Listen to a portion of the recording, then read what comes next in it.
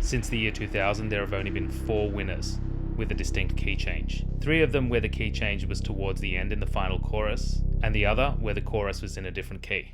Drop your guesses below in the comments right now if you think you know what those 4 were. In recent years, however, key changes have disappeared completely following broader pop trends. But in 2025, we saw a solid return of the key change. Despite their varying successes on the Eurovision stage, each of these entries shared one thing in common: following a very predictable but ordinarily powerful formula.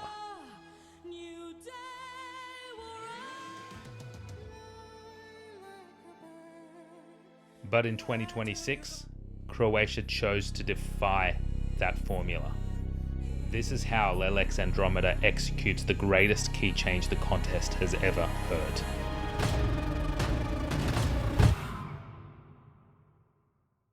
When I heard this key change, I knew there had to be more behind it. So I decided to go searching deep into the meaning of the song. And what I found out put absolutely everything into perspective.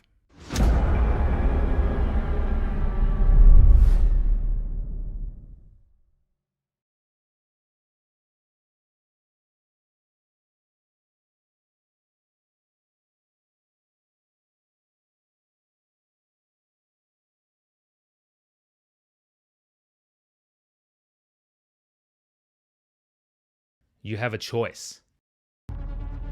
Submit to sexual assault, kidnapping, and forced conversion to another religion, or protect yourself and your children by tearing into your own flesh.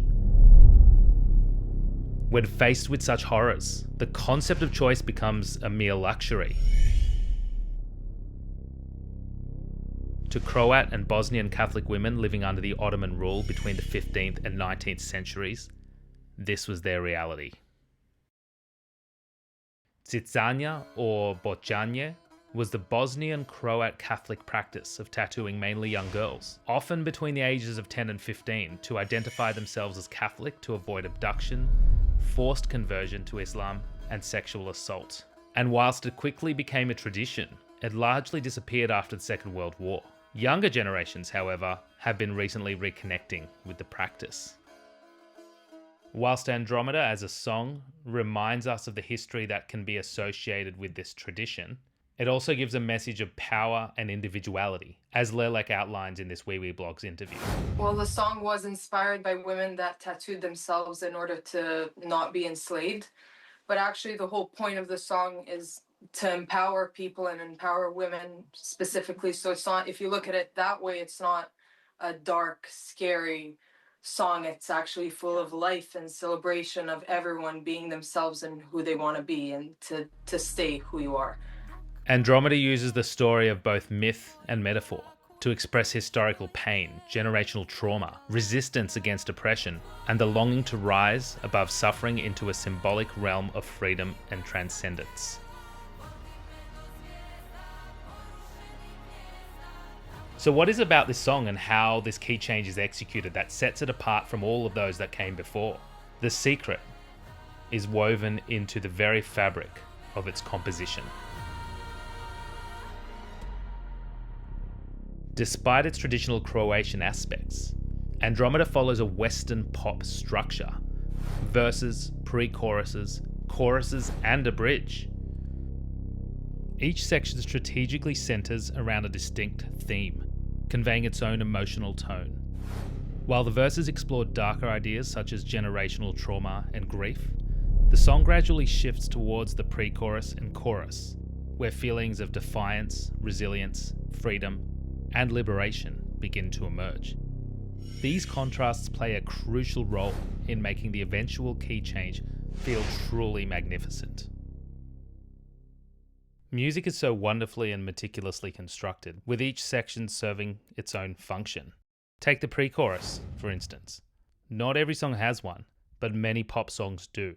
It serves as a little mini bridge between the verse and the chorus, a way to build anticipation before heading into the chorus. The chorus, however, is the main part of the song. That is the bit that everyone is supposed to remember. Let's focus on the pre-chorus for a moment, because understanding this section is key to understanding what makes this song's key change so powerful. After 2 verses steeped in grief and oppression, the pre-chorus marks a turning point. The narrative shifts from victimhood to resistance. The lyrics acknowledge that while others may control the body, they can never claim the soul. Even the mention here of Queen Earth reinforces this notion. It symbolizes ancestry, homeland, eternal roots, and drawing strength from heritage and identity. While we're still some distance from the key change itself, the real magic begins in the transition between the pre-chorus and the chorus. Remember this moment, because by the time the chorus arrives for the very first time, the song has already captured you in a brilliant and subtle way. In many ways, the groundwork for the key change has already been laid, long before you even realize it. The transition from pre-chorus to chorus is crucial because it transforms the chorus lyrics, "Lead me to the stars, Andromeda," from a simple cry for escape into something more emotionally earned. By first establishing defiance and inner strength, the song makes this longing for liberation feel not just dramatic, but necessary, as if reaching Andromeda can only happen once resistance has been found first. So what is it about the transition between the pre-chorus and the chorus which is so important?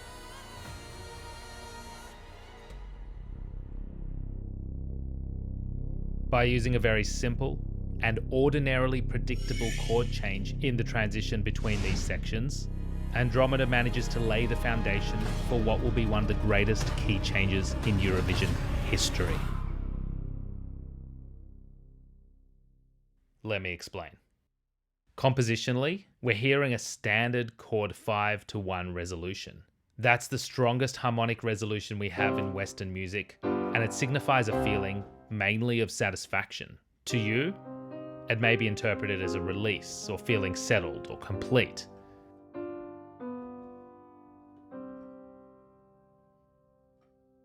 This is not some revolutionary thing. This is so unbelievably common and has been used for centuries to help settle the listener and resolve a piece of music or even a section.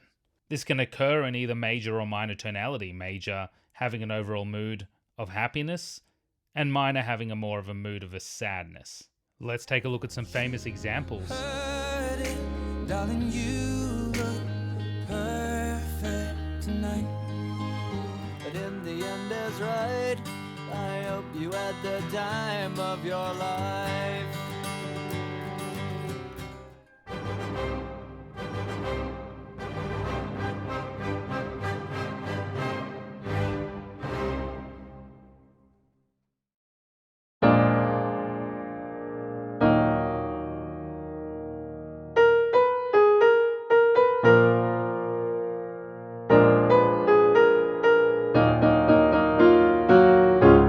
These are just 2 ordinary chords, so why does it even matter?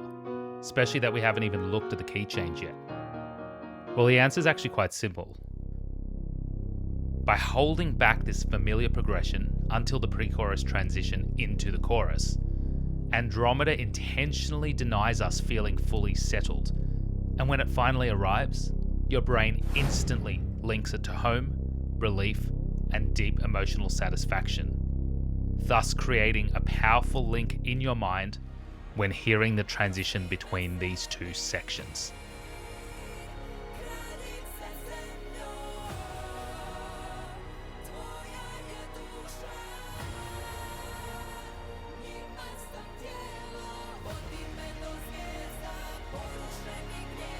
Even the end of the chorus does not resolve harmonically in the way we are looking for, leaving a big question mark above the word Andromeda, which is the first time we hear it.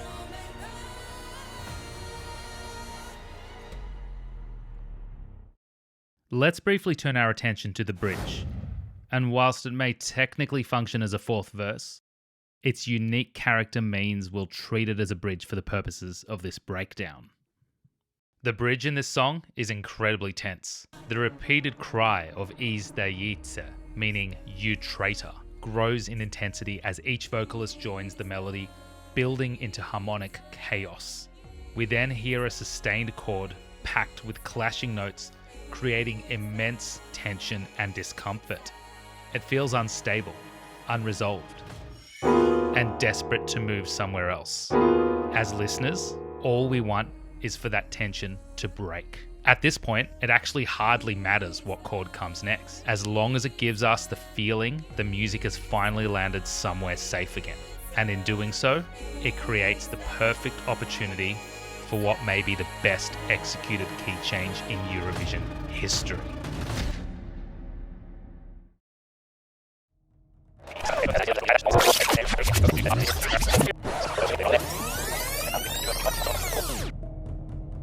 By using a very simple and ordinarily predictable chord change in the makes this song's key change so powerful.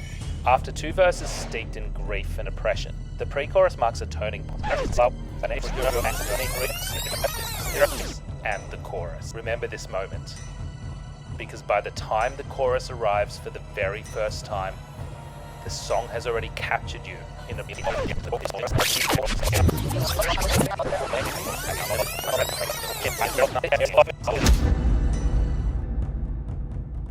But in 2025, we saw a solid return of the key change. Despite their varying successes on the Eurovision stage, each of these entries shared one thing in common. All of their key changes were in the final chorus.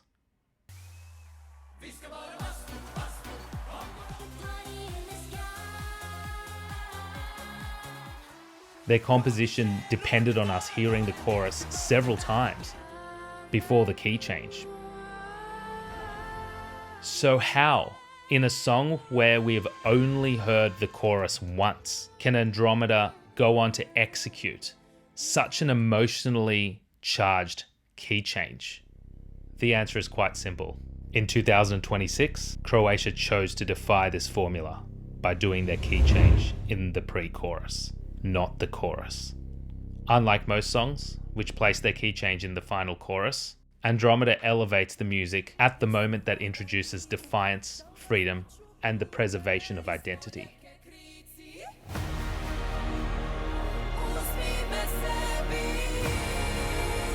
By using the chord 5-1 progression just once, the song psychologically manipulates us. By holding back this familiar progression until the pre-chorus transition into the chorus, Andromeda intentionally denies us feeling fully settled, thus creating a powerful link in your mind when hearing the transition between these two sections. Here, Lelek manages to execute a pre-chorus key change in a section we have only ever heard once before, the very section in which the lyrics speak of resistance, capitalizing on an earlier 5-1 chord progression that subconsciously primed the listener so that every return of the chorus lands with impossible triumph.